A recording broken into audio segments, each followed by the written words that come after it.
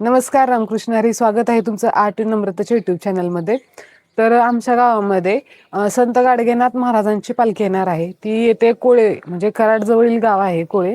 तिथून आमच्या गावामध्ये पालखी येत असते आणि ती पालखी बाय रोड येत नाहीये. ती म्हणजे डोंगरातून असं जिथून जिथून गाडगेनाथ महाराज आलेले तिथून तिथून ती पालखी ट्रॅव्हल करून येत असते. तर चला, तुम्हाला मी कणसेवाडीपासून ते आमच्या कुकुडवाड गावापर्यंत कशी येते ते दाखवते. चला. संत गाडगेनाथ महाराज हे कोळ्याहून पंढरपूरला जायचे, परंतु ते कधीही बाय रोड गेले नाहीत.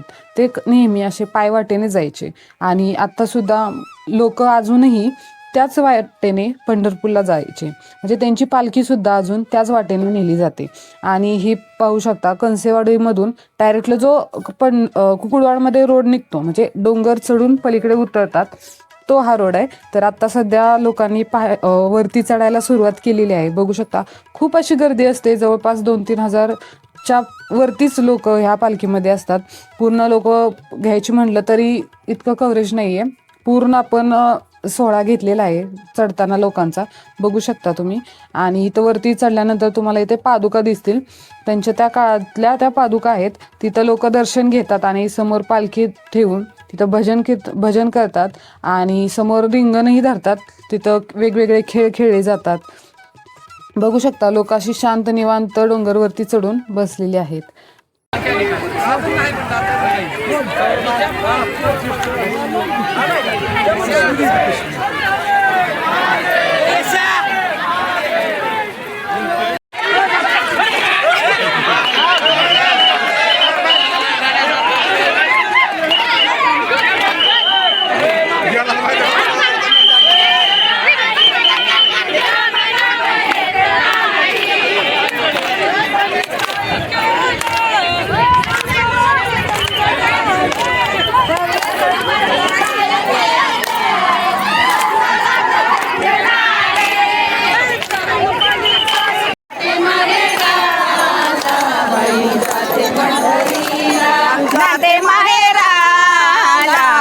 जाते पंढरीला,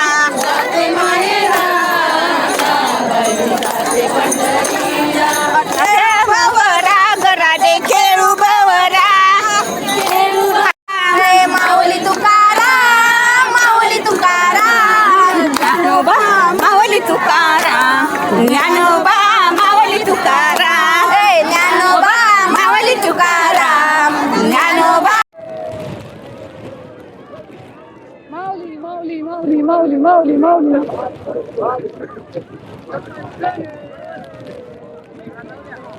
पाऊस आणि वारा जोरजोरात व्हायला लागल्यामुळे लोक पटकन तिथून निघाली. त्याच्यामुळे रिंगण जरा छोटं झालं, पण त्याच्या अगोदर 1 तासभर तिथं वेगवेगळे प्रकारचे खेळ वगैरे झाले. तुम्ही बघितलंच असेल. खूप छान वातावरण होतं तिथं डोंगरावरती. आणि मग तिथून पावसातच लोकांनी उतरायला सुरुवात केली. तुम्ही बघू शकता, सगळेजण आपापले जे छत्री म्हणा किंवा जे प्लास्टिकचं वगैरे जे रेनकोट होते वगैरे ते घालून सर्वजण असे खाली उतरत होते, पायवाटेने उतरत होते. अगदी जे गाडगेनाथ महाराज ज्या वाटेने जायचे अगदी त्याच वाटेने भक्तिभावाने त्या वाटेतून नामस्मरण करत सर्वजण खाली उतरत होते.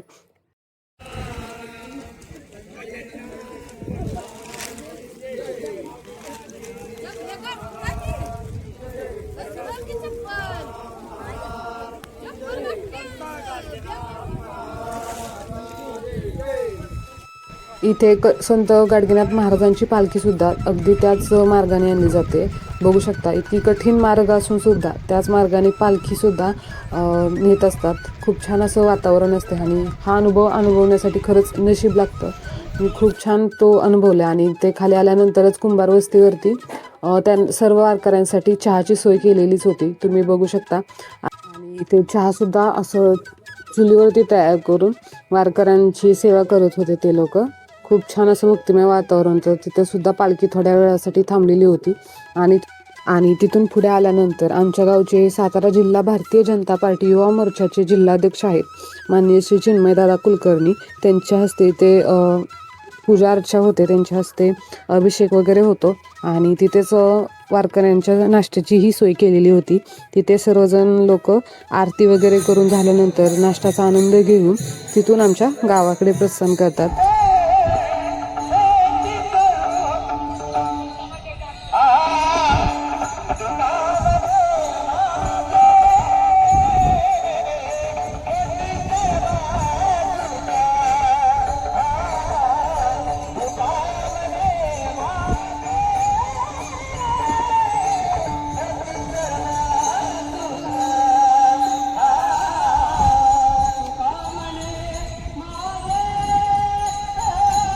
आणि तिथून जरा पुढे आलं की आमच्या गावचे जे भजनी मंडळ आहे किंवा वारकरी आहेत ते त्या पालखीला आणण्यासाठी येतात आणि तिथून ते तिथं त्यांची पूजा वगैरे करतात आणि नारळ वगैरे देऊन त्यांना तिथून पालखी घेऊन आपल्या गावाकडे प्रस्थान करतात.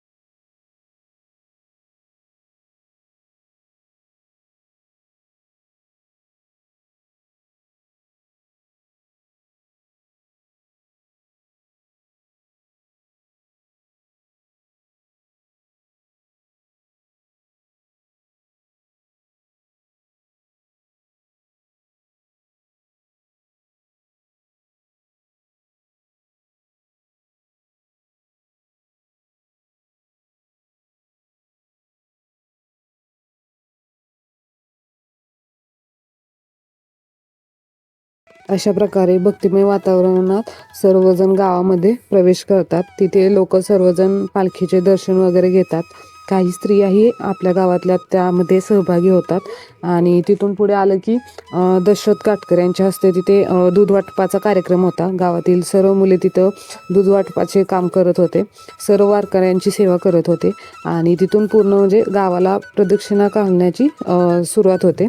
प्रदक्षिणा म्हणजे जिथून संत गाडगेनाथ महाराज यायचे तिथूनच पालखी आणली जाते. जसं की इथून बघू शकता खूप छोटासा रस्ता आहे, अगदी 1-2 माणसं जातील एवढासा आहे आणि तिथूनच पालखी येते. बाय रोड येत नाही, जो आमचा गावचा मेन रोड आहे तिथून पालखी येत नाही, तिथूनच येते आणि असं पैकी आनंद घेत घेत नाचत गात वारी जी पालखी आहे ती हनुमान मंदिरापाशी येते. तिथे त्याची पूजा वगैरे होते, आरती होते आणि आरती झाल्यानंतर जे आरती व्हायच्या अगोदर हे बघू शकता तुम्ही वारकरी कसे आनंद घेतात तिथला. हे आमचं आहे गावातील मेन ठिकाण, ZP स्कूल आहे त्याच्यासमोर इथं थोडंसं ठिकाण आहे, जागा आहे, तिथे नाच करतात वारकरी आणि तिथून आरती करतात आणि मग नंतर पालखी ठेवली जाते हनुमान मंदिरामध्ये. व्हिडिओ कसा वाटला कमेंट बॉक्समध्ये नक्कीच सांगा आणि अजूनही सबस्क्राईब केलं नसेल तर सबस्क्राईब करा आणि भेटूया पुढच्या व्हिडिओमध्ये. तोपर्यंत बाय.